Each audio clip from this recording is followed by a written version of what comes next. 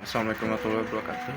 Perkenalkan, nama saya Rio Anjali Alim dengan NPM 2002 1450019. Di sini saya akan membahas tentang multikulturalisme, pluralisme, dan keberagaman budaya serta dampak penyalahgunaan iptek.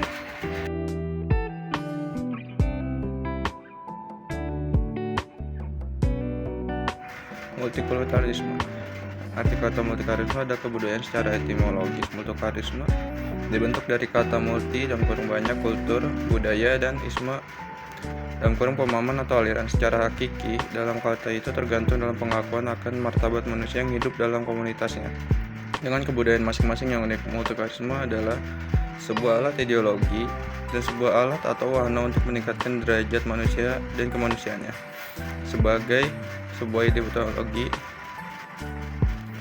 multikulturalisme terserap ke dalam berbagai interaksi yang ada dalam berbagai struktur kegiatan kehidupan manusia yang tercakup dalam kehidupan sosial, kehidupan ekonomi dan bisnis, kehidupan politik, dan berbagai kegiatan lainnya dalam masyarakat yang bersangkutan. Di sini juga ada jenis-jenis multikulturalisme, yaitu multikulturalisme isolasi, multikulturalisme akumulatif, multikulturalisme kritikal atau interaktif, dan multikulturalisme kosmopolitan. Contoh multikulturalisme itu tidak menyindir orang lain yang berbeda suku dan budayanya. Yang kedua itu menghargai orang lain yang sedang beribadah sesuai agama dan kepercayaannya. Yang ketiga, menghormati pendapat, pemikiran, serta pendidikan orang lain. Yang keempat itu, dan terakhir, tidak memberikan komentar bernada rasis kepada komplotan atau masyarakat tertentu. Pluralitas adalah keberagaman atau kemajemukan yang terdapat dalam suatu bangsa yang mendorong tumbuhnya persatuan dan kesatuan. Jenis-jenis pluralitas diantaranya seperti pluralitas dalam agama, budaya, suku, bangsa, pluralitas dalam pekerjaan, dan lainnya sebagainya. Selanjutnya ada contoh pluralitas keanekaragaman agama. Indonesia dikenal sebagai negara dengan keanekaragaman agama, di mana berbagai agama seperti Islam, Kristen, Hindu, Buddha, dan Konghucu diakui dan dihormati. Yang kedua itu adalah keanekaragaman etnis. Indonesia terdiri dari berbagai kelompok etnis seperti Jawa, Sunda, Batak, Minang, dan masih banyak lainnya. Pluralisme etnis ini tercermin dalam penghargaan terhadap kebudayaan bahasa dan tradisi setiap kelompok etnis, serta adanya upaya untuk mempromosikan kesetaraan dan keadilan bagi semua. Pluralisme budaya. Indonesia memiliki kekayaan budaya yang melimpah dengan berbagai keseniannya, tari, musik, dan pakaian tradisional yang berbeda-beda di setiap daerahnya. Pluralisme politik. Indonesia menerapkan sistem demokrasi yang melibatkan berbagai partai politik dengan pandangan ideologi yang beragam. Yang terakhir itu pluralisme bahasa. Indonesia merupakan negara dengan beragam bahasa daerah seperti Jawa, Sunda, Batak, Minang, dan masih banyak yang lainnya. Selanjutnya, iptek.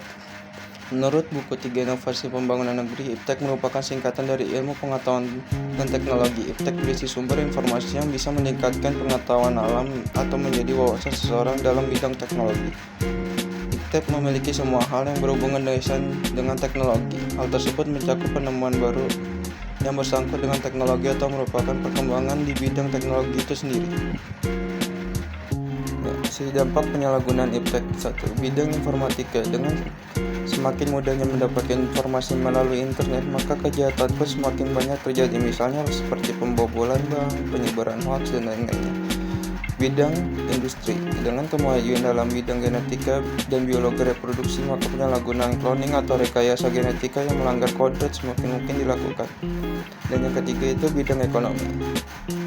Dalam seperti hal kompetisi yang ketat dalam era globalisasi membuat pengangguran bagi tenaga kerja yang tidak memiliki kualifikasi sesuai kebutuhan terus bertambah.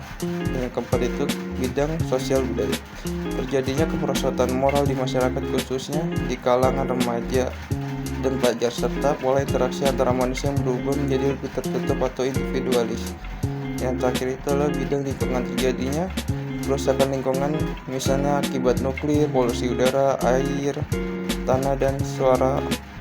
Terus efek rumah kaca yang dapat berdampak pada gangguan kesehatan dan lain-lainnya. seperti informatika itu ya, hoax-hoax yang berita-berita yang gampang mudah dipercaya, apalagi zaman sekarang tuh gampang banget untuk bikin berita hoax yang mungkin sebagian orang tuh dapat percaya berita itu, cuman bagi yang sudah memahami akan berita tersebut dan mencari sumber lebih jelas lagi akan mengetahui bahwa berita itu adalah hoax. Terus yang ini adalah dengan kemajuan genetika, dengan genetika yang melanggar ya, seperti melakukan copy paste dan tanpa adanya izin dari pihak yang di copy paste dan gimana itu sebagainya akan dikenai hukuman untuk pihak yang mengcopy paste tersebut. Keberagaman budaya adalah ciri khas berupa keunikan warisan dari nenek moyang dan karya manusia dalam kehidupan masyarakat yang diterapkan sehari-hari sehingga menjadi suatu kebiasaan. Di sini ada contoh keberagaman budaya. Yang pertama itu bahasa daerah.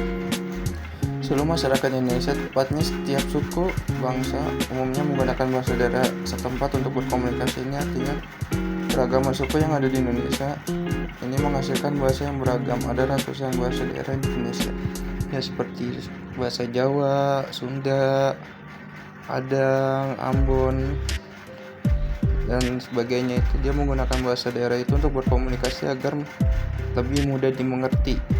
Banyak dari beberapa daerah itu masih belum bisa menggunakan bahasa Indonesia, entah gimana sistemnya daerah tersebut harus menggunakan bahasa daerah tersebut, atau memang belum masuk ke daerah tersebut bahasa Indonesia. Yang kedua itu upacara adat. Contoh keragaman budaya Indonesia yang dianggap masih menjadi tradisi dan mempunyai nilai-nilai bagi masyarakat adalah upacara adat. Selain sebagai bentuk manusia berhubung dengan para leluhur atau sang pencipta, upacara juga sebagai perwujudan manusia guna menyelesaikan diri terhadap alam dan lingkungannya. Ya seperti upacara daerah Dayak Kalimantan itu dia masih sangat kental. Yang mungkin seperti yang di daerah Jawa, daerahnya reok atau sebagainya, itu untuk mengenalkan budaya atau upacara adat daerah kepada warga di luar yang belum mengenal daerah tersebut dan apa saja upacara adatnya. Yang terakhir itu pakaian adat tradisional. Secara umum pakaian adat ini berfungsi guna mengekspresikan identitas di masing-masing wilayah di Indonesia. Contoh pakaian adat dari Sumatera Utara itu ulos, kebaya Jawa dengan jari batik khas Jawa Tengah, baju bodos khas suku Bugis, terus kimbaba dan kimbi bikini dari Kalimantan Barat.